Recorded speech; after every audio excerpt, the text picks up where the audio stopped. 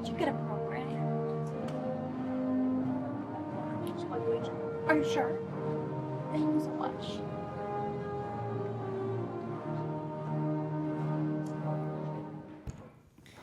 Good morning.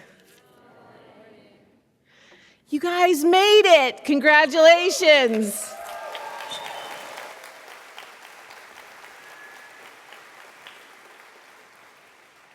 I think it's safe to say that all of us in this room are immensely proud of your tremendous accomplishments, right? Welcome, family, friends, and loved ones, and thank you for all of your support for these newly minted physician assistants. It's been a very full 27 months, but in that time, these incredible students have successfully completed the rigorous training to become a physician assistant. You are now welcomed into the House of Medicine, the body of clinicians who care for the sick and suffering, a group of healers who welcome new life into the world and also care for those during their last moments of life. It is a sacred calling and one that we know you take on earnestly. You wouldn't be here if you didn't. I do have a few words of advice for you today as you embark on this great adventure as a healer. The Tim McGraw song, Always Stay Humble and Kind, offers some good advice. Our patients are, in fact, the experts on what they are experiencing and what matters most to them. Listen to your patients with kindness. Recognize that they know things you don't know and are the experts of what they're experiencing and really what's important. Humble and kind allows you to be patient-centered in your approach, both in seeking the diagnosis and in developing the treatment plan. And remember that sometimes the best choice is to do nothing, and make sure do nothing stays on your list as an option. It's often the preferred option for some of our patients. But patients need to know that they have some control over what happens to them. Next, be present. The world is full of distractions, like your cell phone, all the political rancor, social media in general.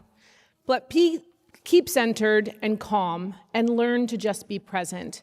Look up and around, not down at your phone. The simple commitment will help you feel connected to others and to the world. There's actually an epidemic of loneliness right now. Dr. Vivek Murthy writes about it in his book titled Together, The Healing Power of Human Connections in a Sometimes Lonely World. Being present will also hone your observation skills. You will notice things about your patients and even about yourself, how you're feeling, what restores you, how you're handling the complexity of our healing work, which is hard. So make sure self-care is part of your routine.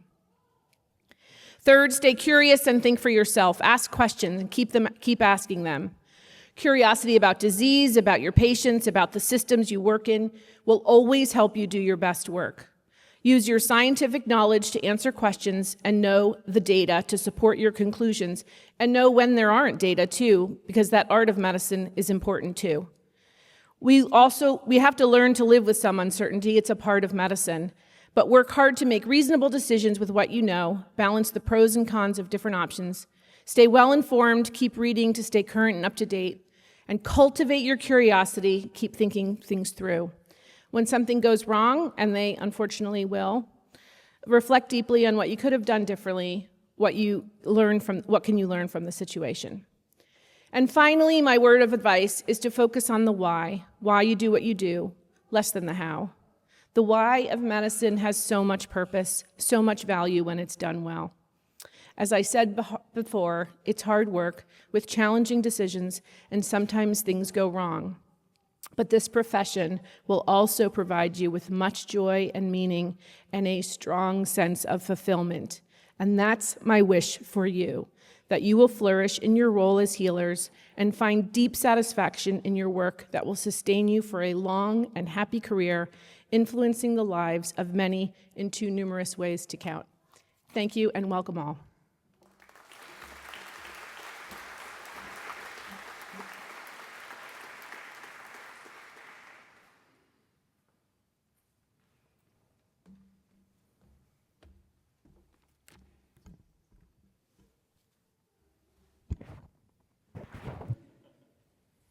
Good morning. How we doing? Look at these people down here. Don't they look great?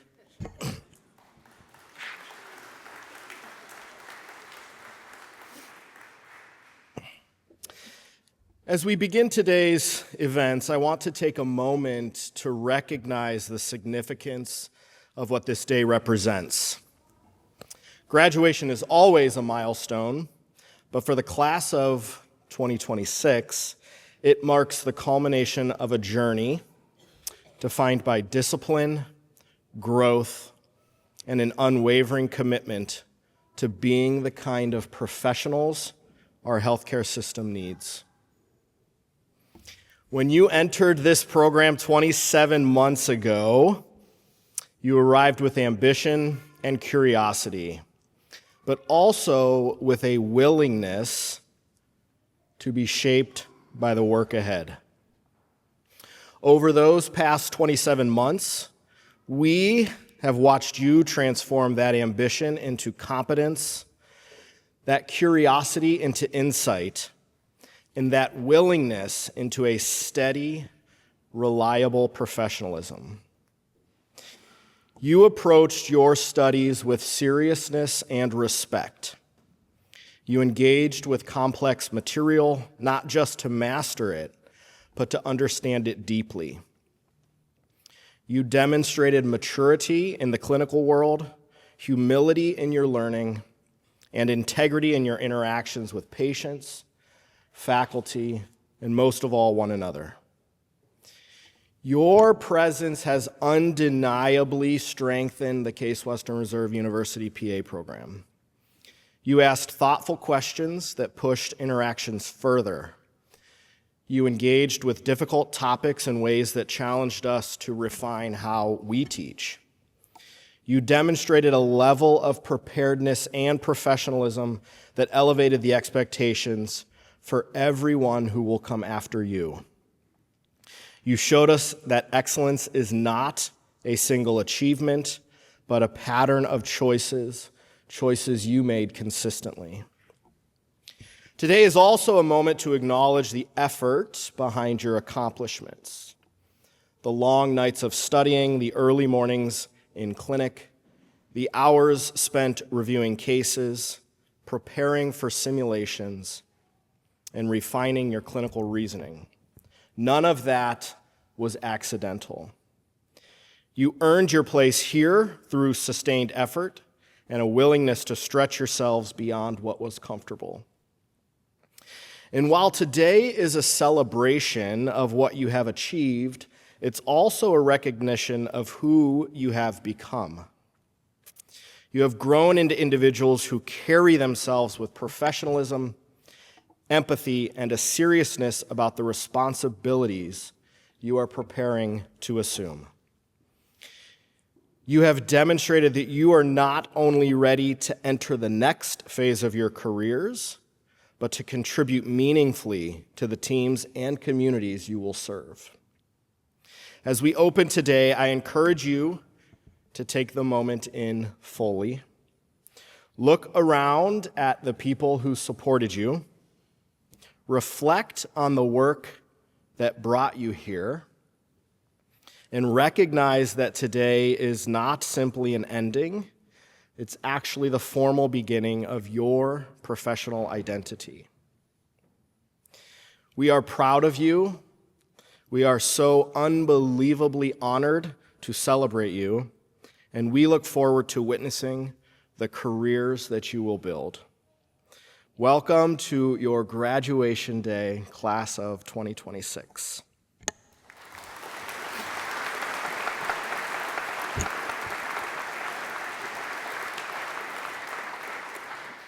And now I would like to welcome the class of 2026 president, Allie Villeneuve, for her words.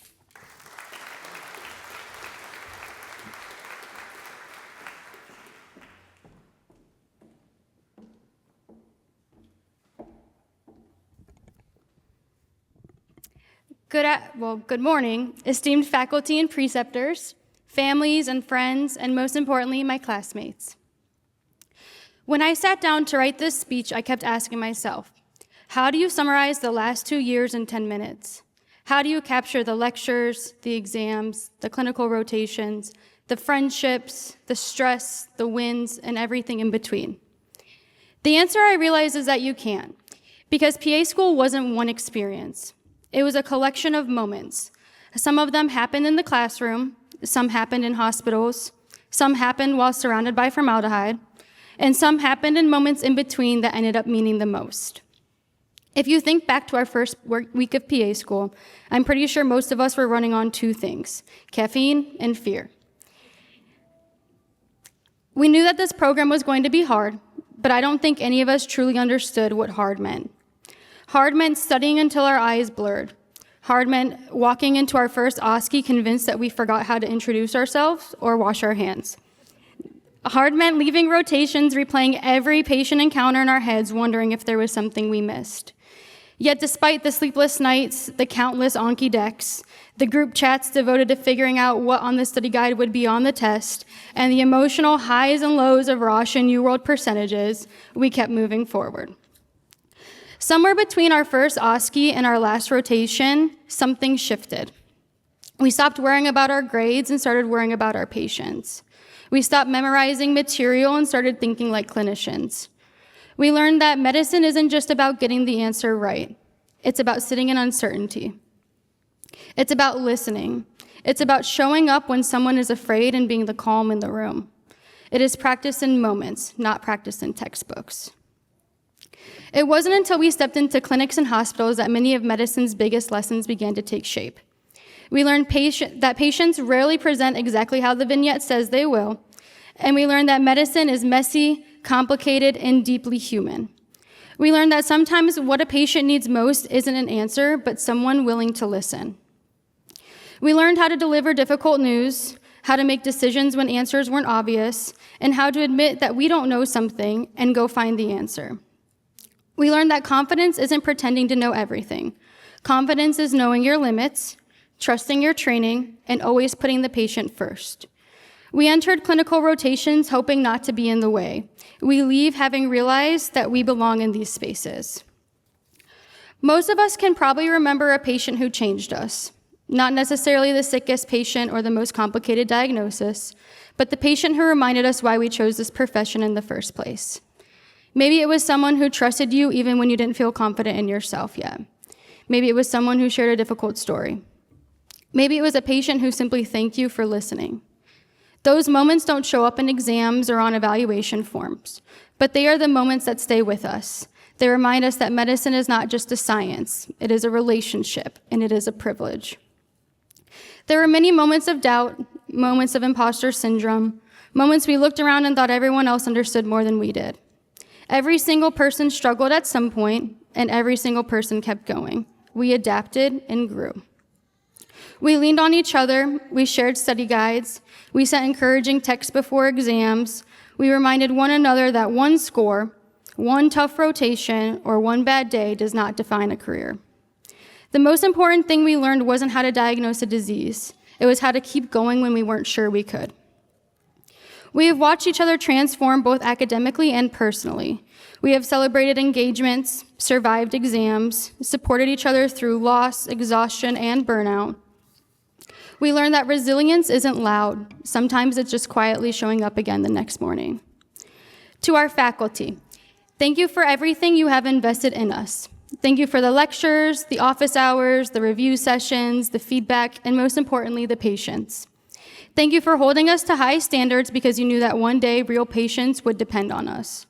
I would also like to recognize the staff members who kept this program running. The people who answered our emails, fixed our schedules, coordinated our rotations, solved problems before we even knew they existed, and somehow managed to keep us all on track. Your work often happens behind the scenes, but it made this journey possible, and we are incredibly grateful. To our preceptors, thank you for inviting us into your clinics, hospitals, operating rooms, emergency departments, and practices. Thank you for teaching us not only how to practice medicine, but how to care for people. Thank you for pushing us harder than we thought we could go, for correcting us, challenging us, and believing in us fully before we believed in ourselves. To our families, friends, partners, spouses, and loved ones, this achievement belongs to you too. Thank you for loving us through the stress, the missed events, the late night studying, and the moments when we weren't sure we were cut out for this. Thank you for listening to us talk through differential diagnoses you never asked to hear, understanding when we said we can't, I have to study. Thank you for being our practice patients, our sounding boards for oral presentations, and our constant source of encouragement through the long nights, early mornings, and inevitable moments of stress along the way. You celebrated our successes, encouraged us through setbacks, and reminded us who we were when we began to doubt ourselves. You carried more of this journey than you may realize, and we would not be here without you.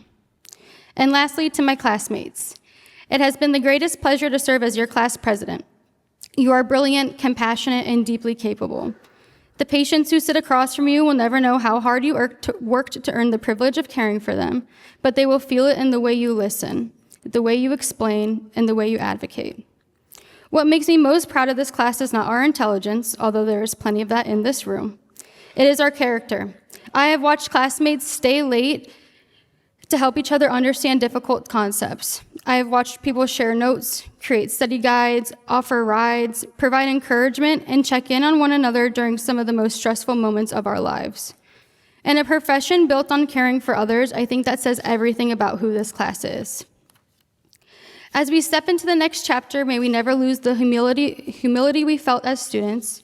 May we never lose the curiosity that pushed us to ask one more question, and we always remember that at the center of every diagnosis, every treatment plan, and every chart we read, there is a human being trusting us with their life. We came here hoping to be providers. Today, we leave one step closer to earning that PAC. I have never been more confident in a group of future colleagues. We walked in with coffee and fear. We leave with confidence, competence, and compassion. This program taught us medicine, but our patients will teach us humanity, and we are ready for both. As future PAs, we enter a profession that built on service, collaboration, and lifelong learning. The degree we receive today is not the finish line. It is the beginning of a career spent earning trust, advocating for patients, and continuing to grow. One of the things that drew many of us into this profession was the commitment to teamwork. We enter medicine not as individuals working alone, but as members of healthcare teams united by a common purpose. Throughout our training, we learn from physicians, nurses, therapists, pharmacists, technicians, social workers, and other countless people who dedicate themselves to patient care every day. As we move forward, may we always remember that the best medicine is practiced together. There will be days ahead when we feel challenged, days when medicine humbles us, days when we remember exactly how much there is still to learn. When those days come, I hope we remember what got us here: resilience, curiosity, compassion, and each other. Years from now, we won't remember our exam scores. We won't remember how many Anki decks we made, how many hours we spent studying, or how much caffeine fueled us through exam week. What we will remember are the people, the patients who trusted us, the classmates who carried us, the families who supported us, and the moments that reminded us why we started. Today, we receive a degree. Tomorrow, we begin a responsibility. And if the talent, dedication, and heart that's sitting in this room are any indication of what's ahead, then the future of medicine is in very good hands. Congratulations, class of 2026. Thank you.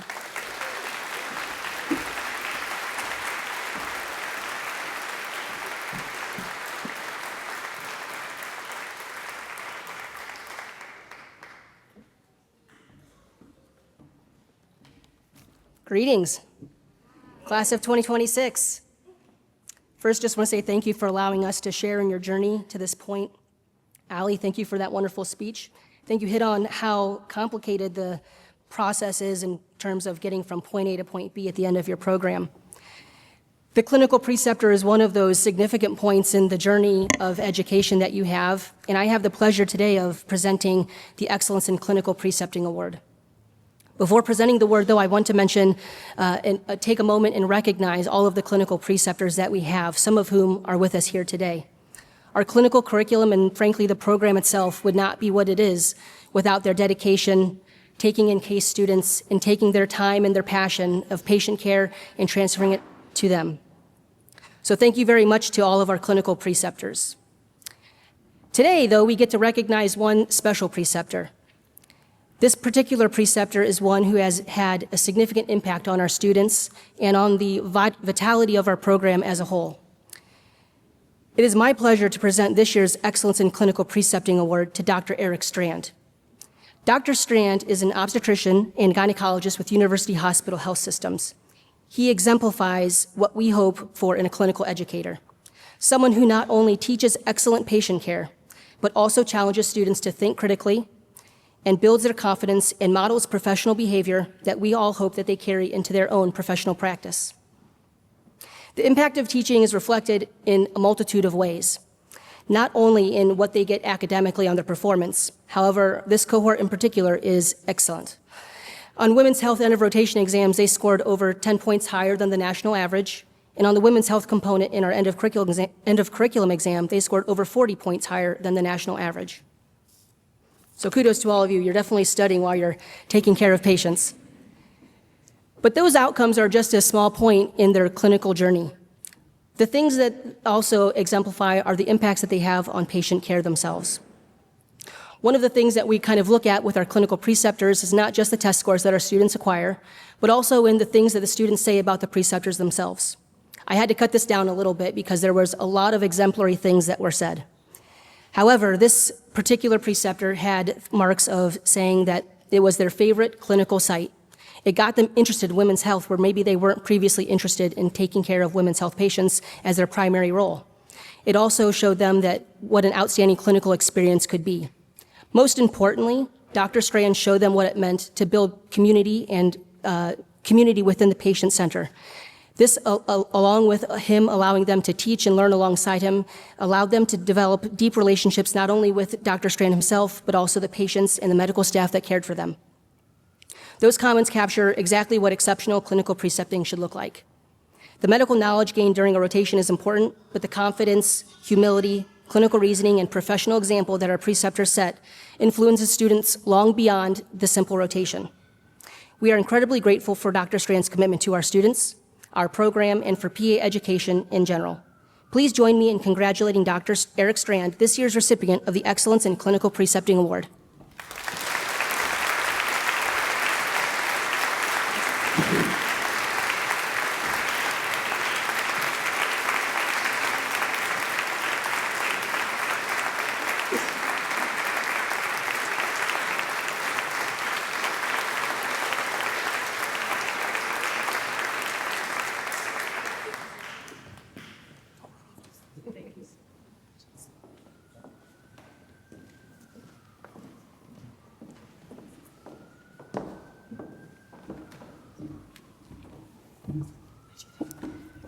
Good morning, everyone. I'm deeply honored to be able to introduce our keynote speaker, Dr. Luther Walls. But before I do, I want to tell you a little bit about the organization he helps to lead and its importance to our city. As many of you know, and as our students have encountered firsthand here, Cleveland remains one of the most racially and economically segregated cities in the U.S. The root causes of this run deep, dating back to redlining practices after the Great Migration, white flight to the outer ring suburbs, and the massive disinvestment that impacted all Rust Belt cities. The result is a huge disparity in health outcomes between the primarily Black and African American communities in our inner city Cleveland, and the mostly white neighborhoods of our suburbs. Gaps in life expectancy of more than 20 years, infant mortality rates 3 times of white infants, and rates of childhood asthma reaching 25% in sub-neighborhoods, more than 3 times the national average. This is where Care Alliance was born.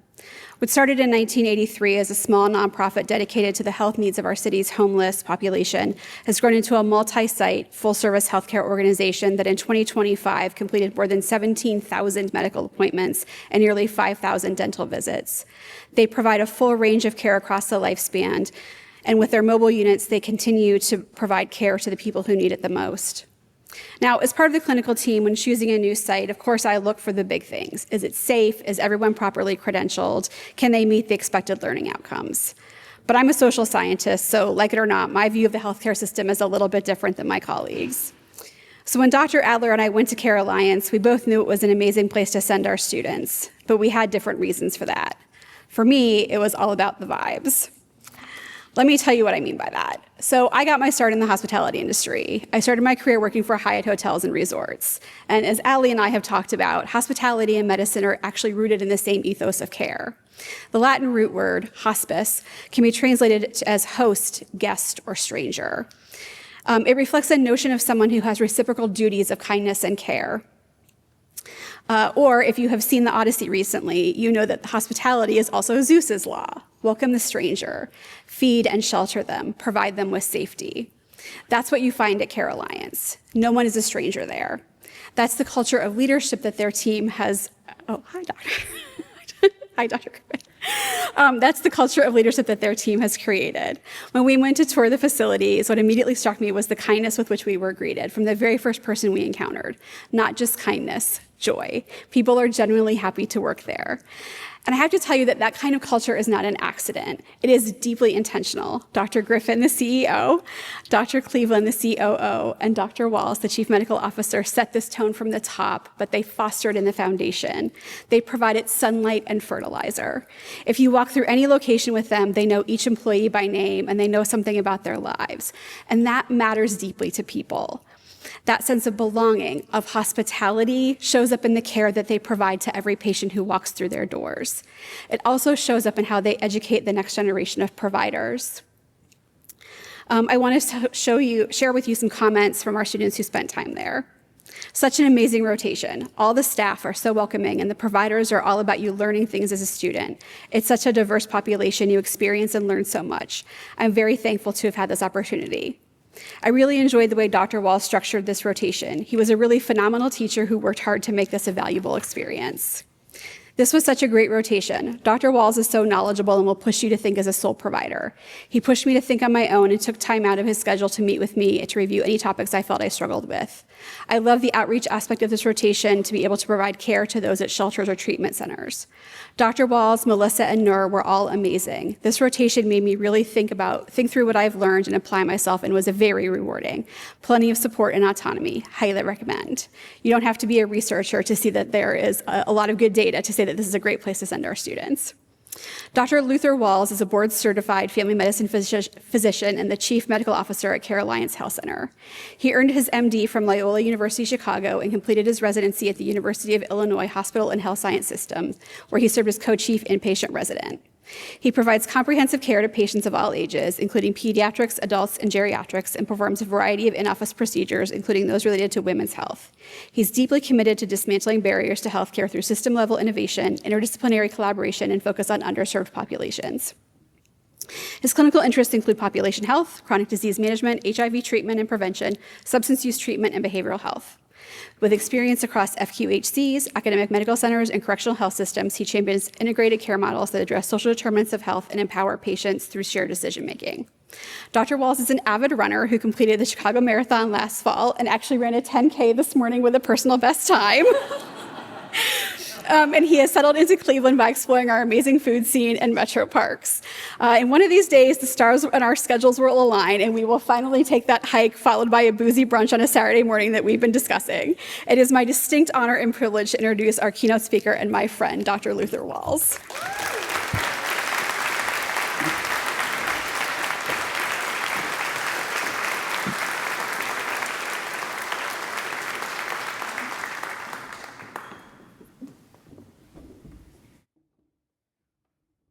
Well, good morning, everyone.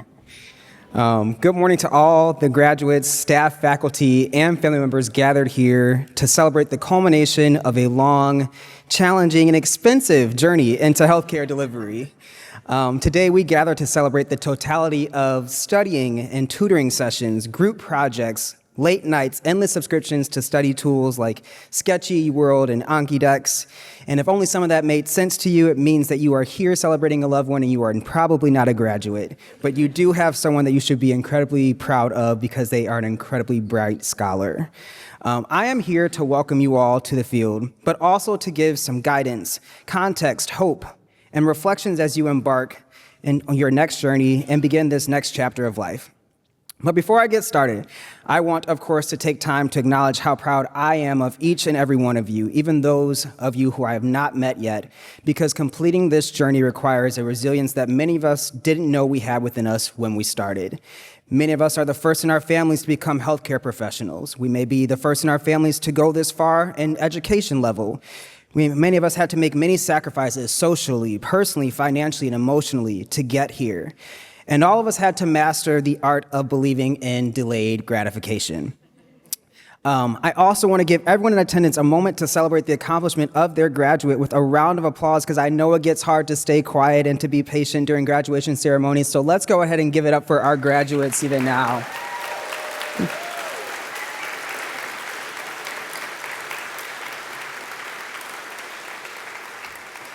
So don't you feel a little bit better having to be able to get that out? In full transparency, I really struggled with deciding what I wanted to say and figuring out what I should say and how to say it and understanding what I would want and need to hear if I were sitting in your seats. This is the complete opposite of my normal state, which is usually me being an ever-flowing fountain of words, ideas, and opinions, as many of the students I have precepted can attest. But I do believe I settled on something that I hope you will find that will resonate with you both right now, as well as during the best and the most difficult times of your career. At the core of why we all decided to enter this profession is an innate desire to help someone. And while there are many helping professions that we could have chosen, medicine, for whatever reason or reasons, became the way that we knew we could do it best. That commitment to being a person for others, is what I'd like to spend the next few minutes talking about. Being a person for others. When I attended Loyola University Chicago Schritt School of Medicine, we used to hear this language constantly. Loyola is a Jesuit institution, for those that don't know, and while I do come from a quite religious background, I have no intention of trying to persuade you to believe in any religious principles today, and this is not going to be a sermon or homily type of speech. I merely want us to reflect on how you can and you will use your gifts and knowledge for the greater good of your community and your patients. I'd like to provide a bit of context about the Jesuits and this ideal of being a person for others. The Jesuits, for those that don't know, are a Catholic religious order founded by St. Ignatius of Loyola in the 1500s. They're especially known for education, intellectual inquiry, spiritual discernment, missionary work, and service to marginalized communities. Jesuit spirituality emphasizes finding God in all things and discerning how one's gifts can best serve others and advance justice. The Jesuit ideal is usually phrased as being a person for and with others, and that calls us to recognize that our talents, education, influence, and opportunities are not solely for personal advancement. They carry a responsibility to promote the dignity and well-being of others, particularly people who are underserved, excluded, or oppressed. It calls for us to recognize that our talents, our education, our influence, and our opportunities are not solely for personal advancement. They carry the responsibility to promote the dignity and the well-being of others, particularly people who are underserved, excluded, or oppressed. What an incredibly heavy responsibility to carry, but one that feels deeply relevant to where healthcare is, what we must ensure it becomes, and what we must guard against allowing it to become. At a time when misinformation, blatant disregard for the well-being of others, regardless of their age, gender, sex, or race, and the misrepresentation or complete erasure of truth and history shape how we understand why the world looks and functions as it does today, there seems to me no greater call for those in medicine than the call to constantly safeguard and advocate for the dignity and the well-being of others. It's strange, but for whatever reason, this calling has seemed to carry me through every phase of my life, and for both professionally and personally while developing. I grew up in Orland Park, Illinois, which is a predominantly middle-class suburb about 40 minutes southwest of Chicago. My family and I, we lived with our grandparents, and my grandfather was a pastor on the south side of Chicago. The church was located in the Woodlawn neighborhood, which happens to be one of the poorer neighborhoods of Chicago, and the poorer neighborhoods on the south side. Our church often hosted or participated in a variety of activities with other churches in the same region. And one of those activities that we had to participate in, much to the bane of my existence at the time, was a program called Scholastic Motivation. It was a grade-based series of competitions intended to highlight and inspire young people to excel academically. Some of the activities included things like Bible Bowl, which was a team-based challenge in which we had to answer questions about a specific book of the Bible in a quasi-Jeopardy format. Others were more, it was a long day. Others were more classically academic, such as spelling, math, or speech competitions. But I mention this particular portion of my life because it is one of the first experiences I can remember in which I was able to recognize inequity, although I did not understand the terminology or the intentional creation of systems that led to what I was observing at the time.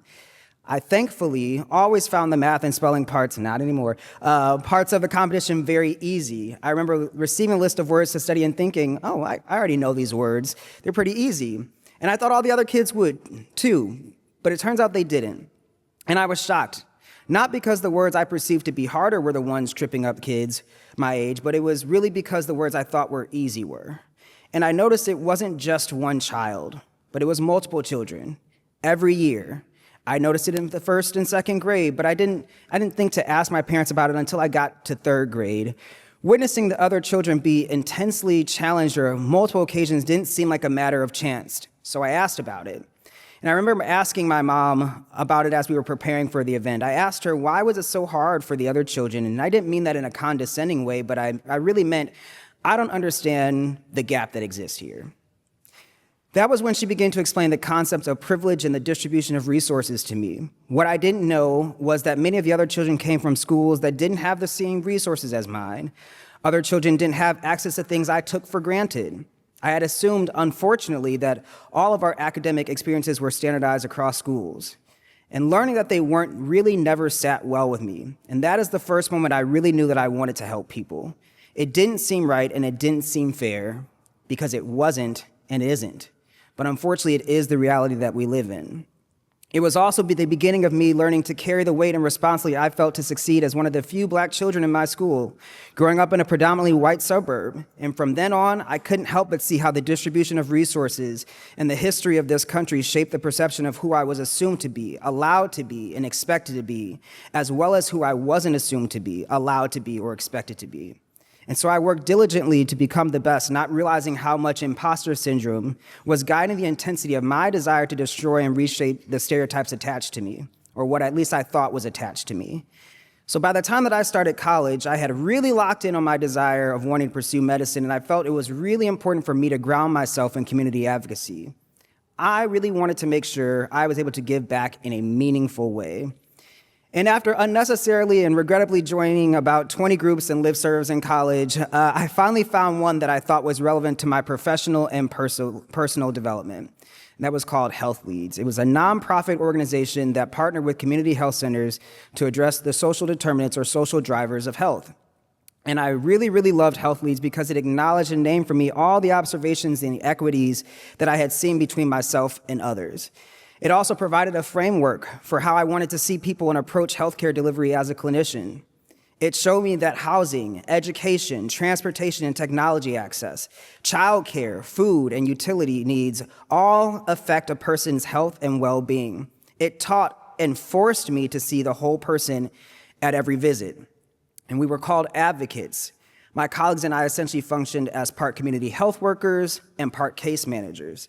Clinicians would refer patients to us after their visits if they identified any of the social drivers before or during their appointments. And then we would have to follow up and discuss what resources a patient or their family was in need of.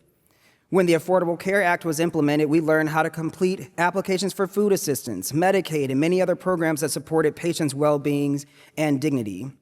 Even then, we had performance metrics to meet, connecting patients with resources and following up on whether or not they had successfully accessed those resources within a certain number of days. It also taught me just how little structure and how few resources exist to meet some needs. I cannot possibly begin to explain how difficult it is to find affordable housing or resources that meet a family's housing needs without disrupting that family's safety or connection. I can't explain the scarcity of resources for children with special needs in underserved communities. I can't explain how alarmingly often I saw patients forced to choose between buying something crucial for themselves or their families and purchasing their medication, and how often, unfortunately, I had no alternative option to offer them. It was heartbreaking, but it strengthened my commitment to provide the best service I could with whatever I had to offer.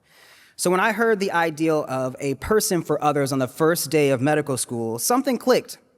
I had subscribed to that ideal, I believe, for quite some time, but suddenly I had a phrase to name my guiding light and principles. Across my clinical rotations, I saw it and thought about it with every patient encounter. That is, until things got hard. There was this demand to be your best on shift, to crush it on rounds, to impress the residents and attending physicians without feeling as though you were getting in the way, to find a way to ask a question about something you didn't really understand without sounding entirely clueless, and to answer those unscripted questions on rounds. And then you still had to make sure that you exercised, you ate well, studied, completed UWorld questions, had a social life, called your family, sound familiar, tried to date, which was mostly terrible small talk and ghosting, and then somehow you also had to get a normal amount of sleep. And it starts to catch up with you. I saw when classmates didn't keep this ideal at the forefront of their minds. I saw when attending physicians didn't keep it at the forefront of their minds. But it felt the worst when I didn't. When I fell into the trap of creating a narrative about how to see and respond to a patient based on preconceptions I had formed or heard about them. When I didn't show them empathy. When I failed to see that a person had come because they were suffering and they were looking for help. And I'm sure you have seen the same, or perhaps even done the same. And that's not to say that it's realistic to be our best 100% of the time, every single day, or that we aren't allowed some degree of grace. But it is to say that we must be able to tell ourselves, that's not the clinician I want to be. That's not the clinician I'm going to be. Burnout is real, burnout is dangerous, but it is very important to know and name that burnout is not a personal problem that makes you inadequate. Rather, it is the byproduct of a system that makes it nearly impossible to sustain enough energy to adhere to your personal values and commitments, perform well for yourself, peers, your patients, and employer, and still be a regular person before and after work. And it's so easy to get there. It's easy to run out of empathy. It's easy to focus on the work. And yes, that's sometimes the best that all you can offer is just focusing on the work. But it becomes easy to find your way out of burnout when you remember your why. My why is that I never want people to feel as though they aren't seen or cared for. Because unfortunately, across my life, through successes and losses, I have been that person. I have been that person in a room full of people who didn't look like me. I've been that person sitting in a room full of people who didn't feel as though anyone really understood my struggles, my questions, or even my goals. I've been that person who was scared to say something because of how others might respond and how that response could, potentially jeopardize my social standing or even my career. It's a terrible feeling. But when I magnify that feeling through the lens of how intimate one's health is, how much it is both and it is not a culmination of our decisions, our environments, lived experiences, and our biology, I can't help but want to ensure that patients never experience that feeling with me. You would be surprised by how many patients have experienced medical trauma simply because of how healthcare teams have approached or handled their health. You'd be surprised by how much healthier you can help a patient feel simply by making them feel seen. You'd be surprised that with all the technology, labs, resources, algorithms, and risk calculators that we have, listening to the patient is still the best and most important tool in your clinical arsenal. You would be surprised how you can be running 45 minutes late in clinic, walk into the room, and immediately ease someone's frustration simply by showing that you care. I found my why in choosing family medicine. Not only do I believe that my why and the call to be a person for others are deeply embedded in its practice, but family medicine also gave me the greatest opportunity to advocate for my patients. It gives me the chance to create a place where I can help patients better understand their bodies, their risk, and their power to care for themselves across their lifespan. In my leadership roles, it has allowed me to help build infrastructure that holds the dignity of the patient at the care of its programming, rather than treating dignity as an incidental benefit to the patient. It continues to help me bring visibility to some of the most underserved, neglected, and unrecognized patients across healthcare conditions and communities. And now it is giving me an opportunity to hopefully influence others to consider their potential to do the same.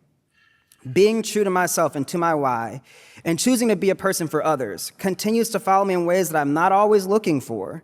It is so deeply embedded in who I am that when I moved to Cleveland, I learned that my current organization's motto was care for you, care for me, and care for all.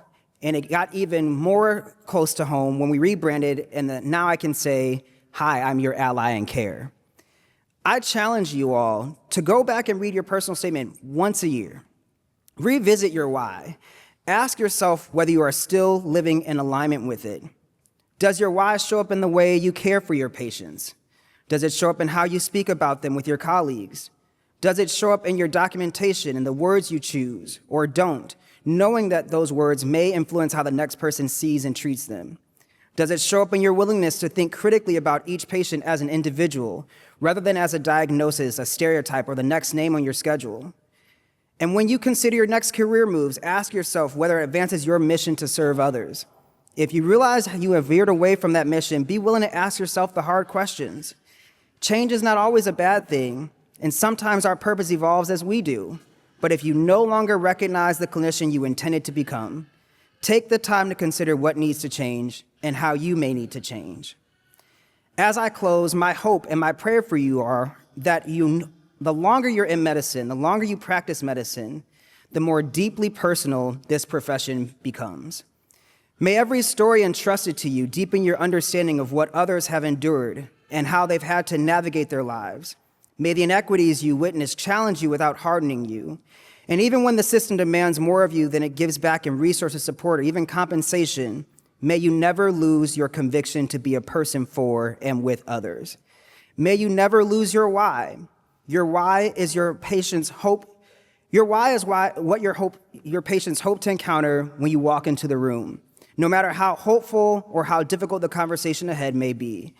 Your why is what allows them to trust you with some of the most intimate parts of themselves, their vulnerabilities, their fears, their hopes for their future, their concerns for their children, and the stories that they may not have entrusted anyone else enough to tell. You have all been blessed with this gift and entrusted with the permission to care for another person as your vocation. Never forget how sacred that is. Congratulations. Go forward, remember your why, and become the person for and with others that you are called to be. Thank you.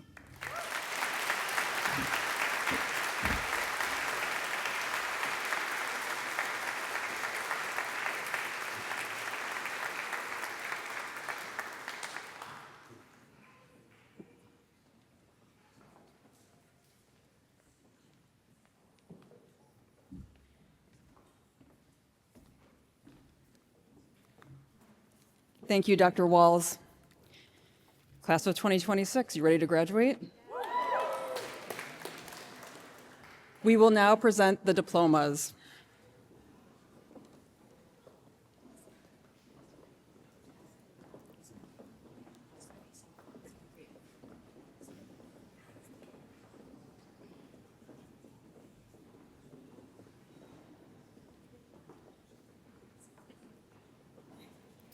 Jessica Alt.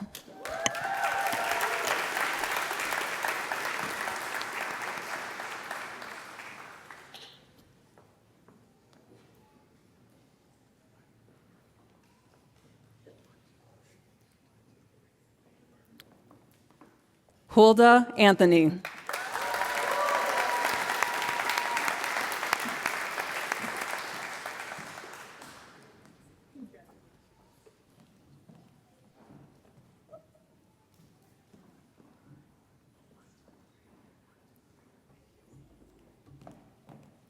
Nicholas Antonellis.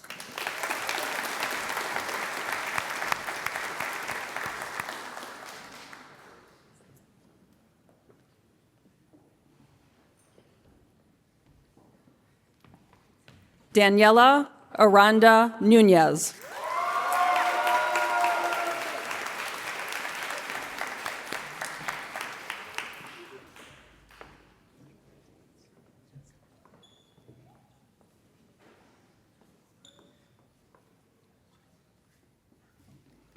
Cecilia Bulgren.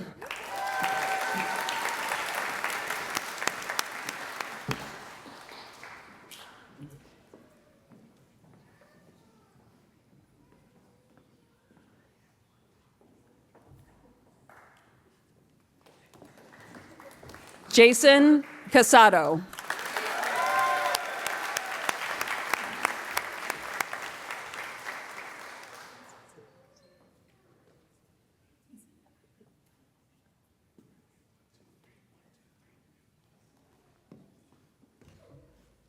Karina DeMaio.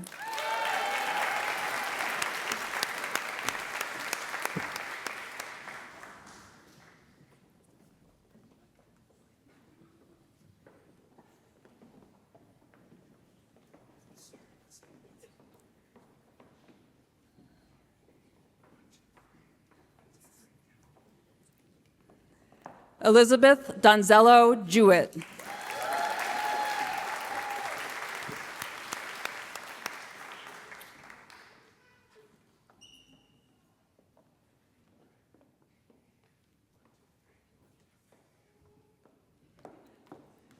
Brittany D'Souza.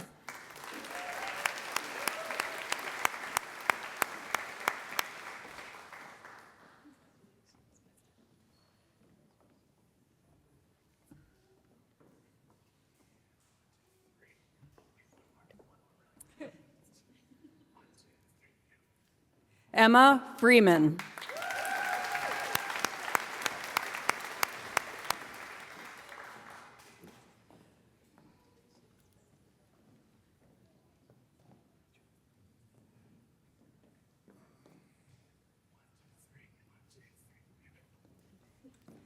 Catherine Hahn.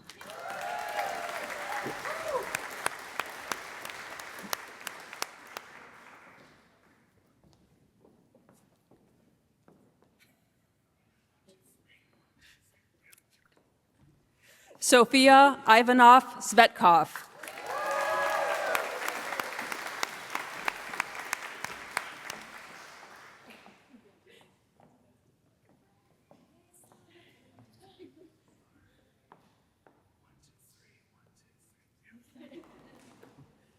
Anahit Jamali.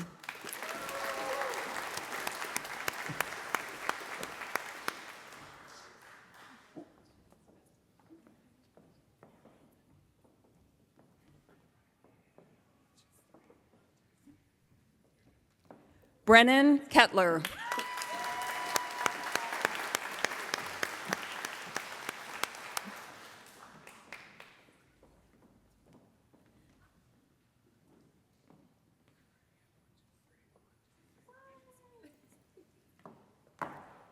Nicholas Kleitch.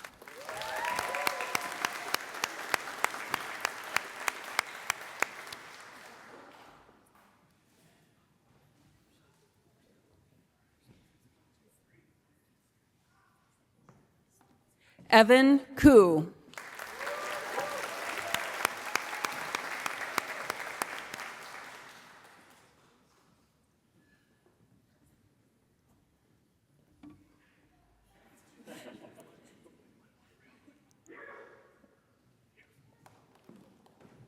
Grace Lee.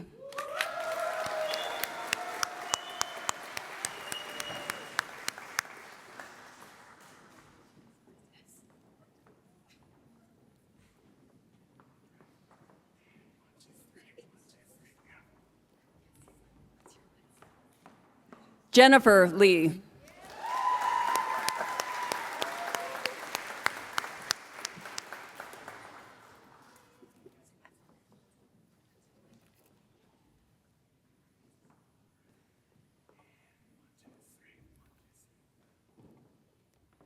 Javier Lorenzo.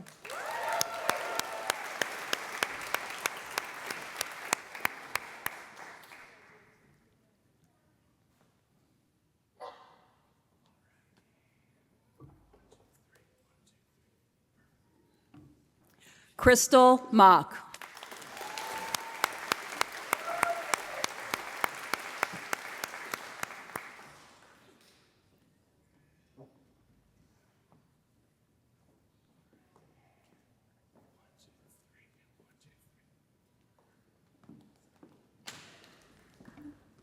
Anna Markert.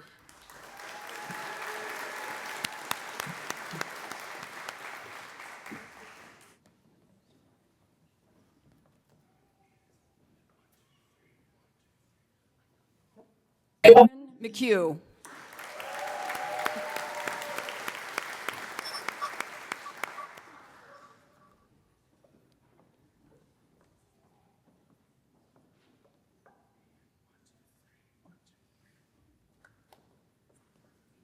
Nishant Menon.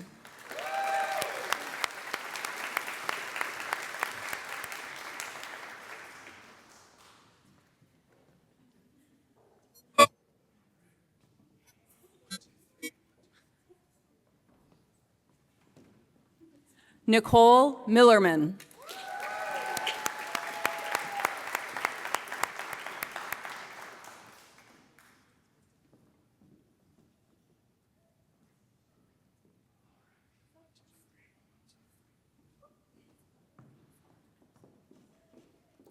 Rachel Munkin.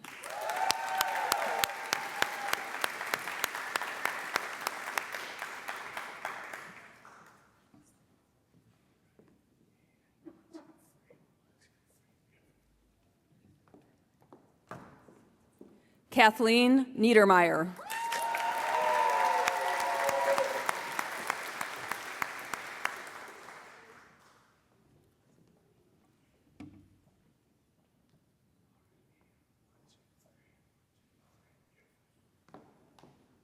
Naza Okafor.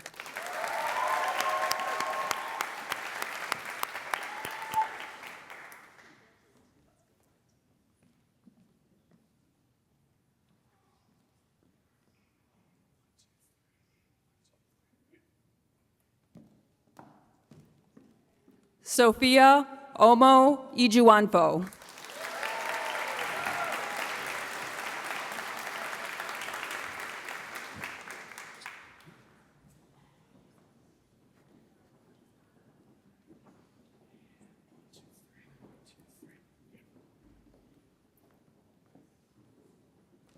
Halen Park.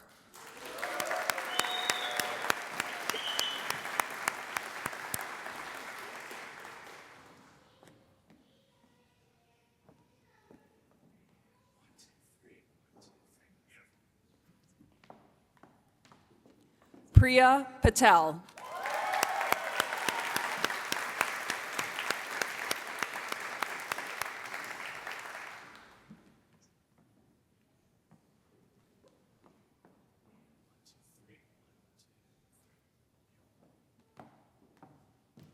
Riddhi Patel.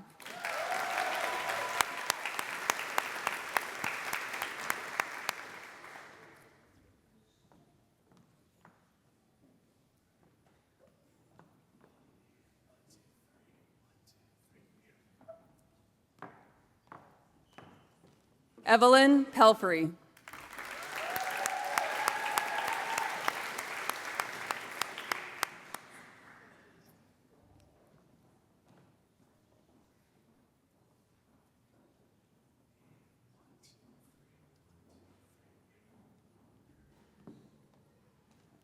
Allison Powers.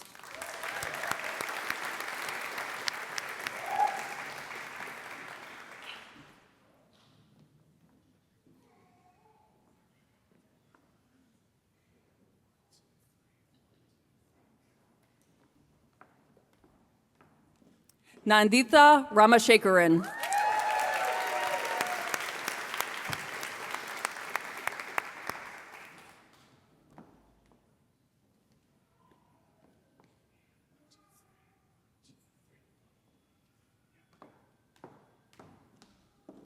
Clara Reggio.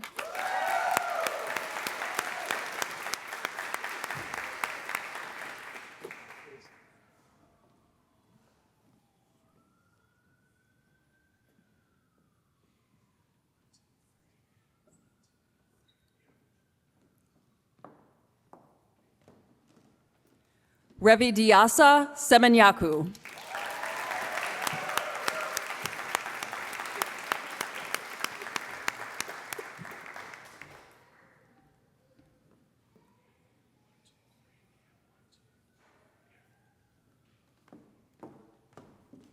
Simon Sugarman.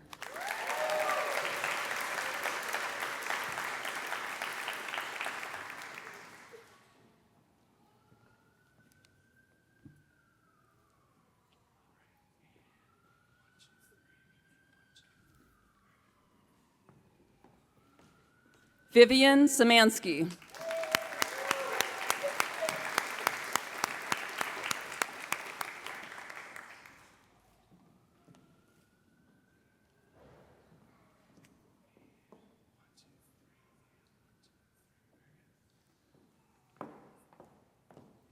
Alyssa Tavino.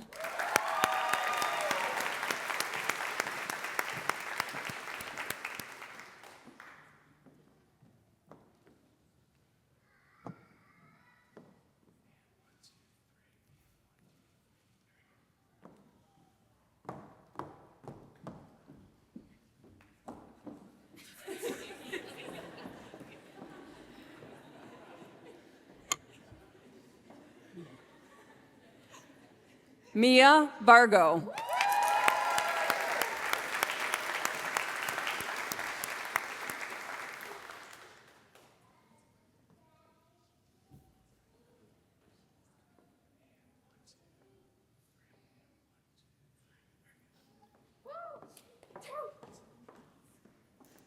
Alexandria Villeneuve.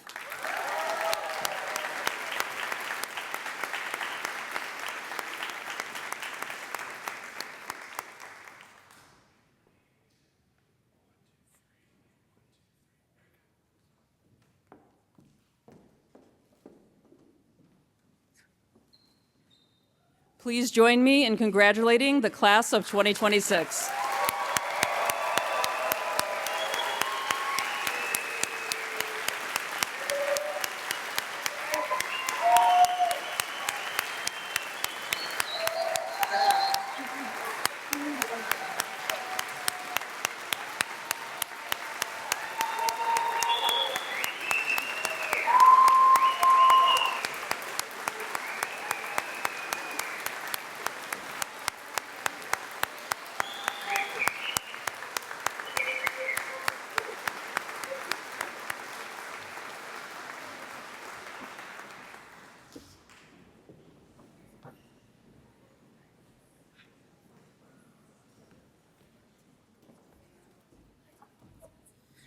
Congratulations, you guys. So we're colleagues now, you know that, right? I'm really gonna miss you. Like, seriously, I'm not gonna cry. Bianca and I talked about this, no crying. I did get teary-eyed, though, while you're all getting your things. So we have one kind of big other thing to do. As colleagues, I want you all to stand up, and I want you to recite the oath of profession with me, okay? So we're going to do it together. You ready? I pledge to perform the following duties together.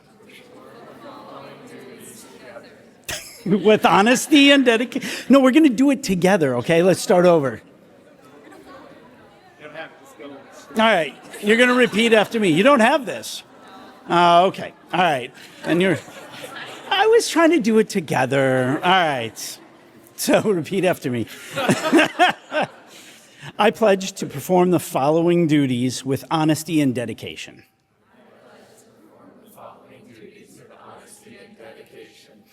I will hold as my primary responsibility the health, safety, welfare, and dignity of all human beings.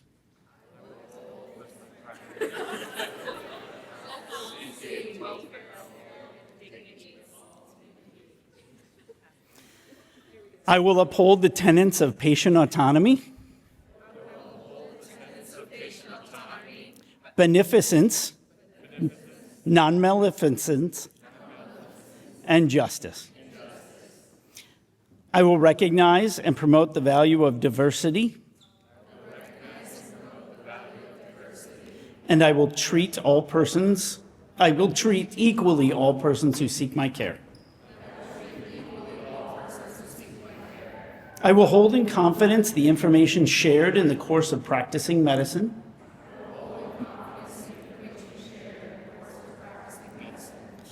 I will assess my personal capabilities and limitations, striving always to improve my medical practice. I will actively seek to expand my knowledge and skills, keeping abreast of advances in medicine. I will work with other members of the healthcare team to provide compassionate and effective care of patients.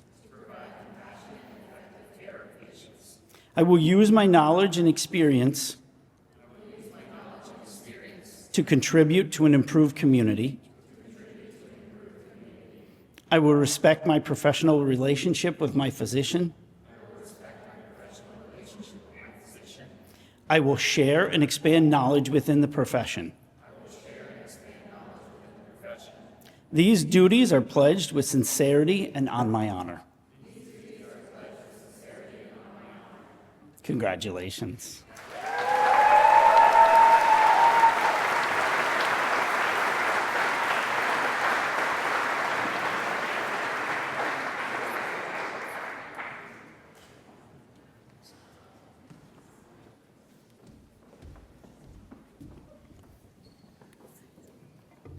Should we do the oath again?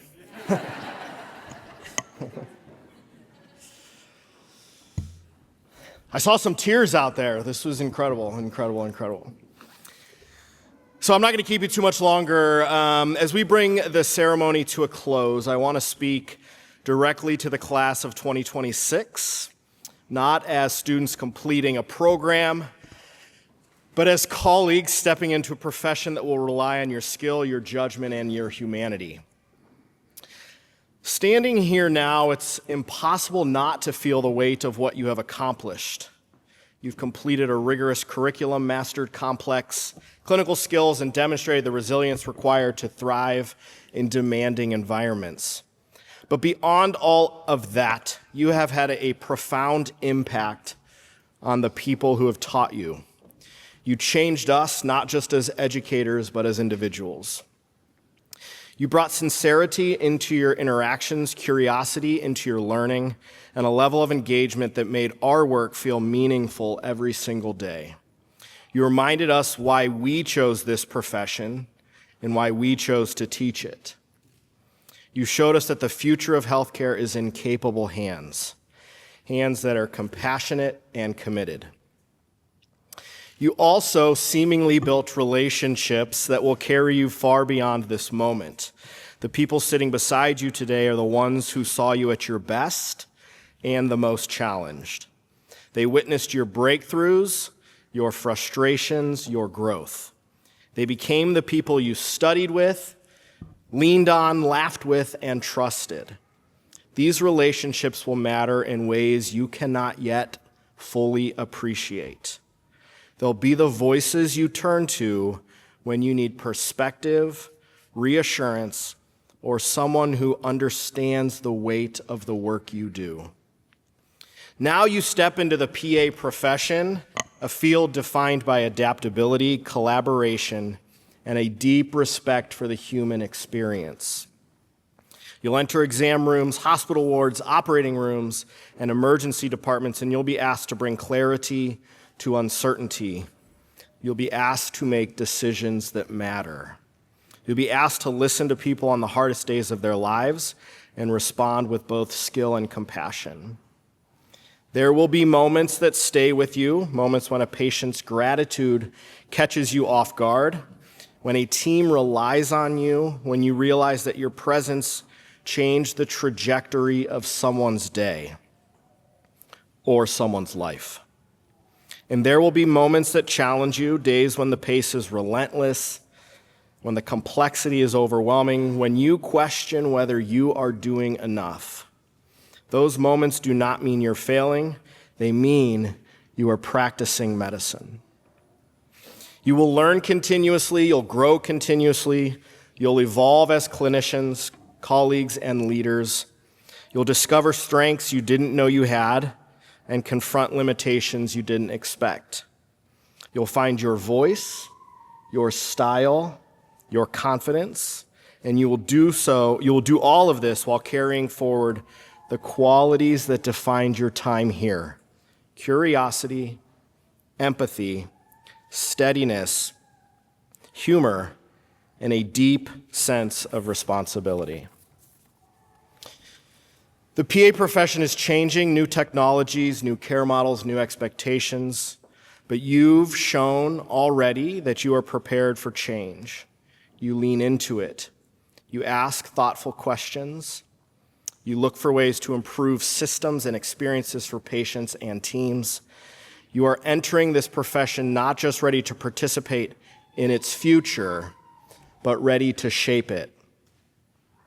Class of 2026, your impact on the CWRU PA program and the city of Cleveland has been unbelievably meaningful. Your impact on us as educators has been personal, and your impact on the profession you are entering will be undeniably profound. We are proud of you, we are grateful for you, and we are honored to welcome you into the PA profession. It is my absolute honor to now call you colleagues. Continue to be the rock stars that you are. Congratulations, class of 2026.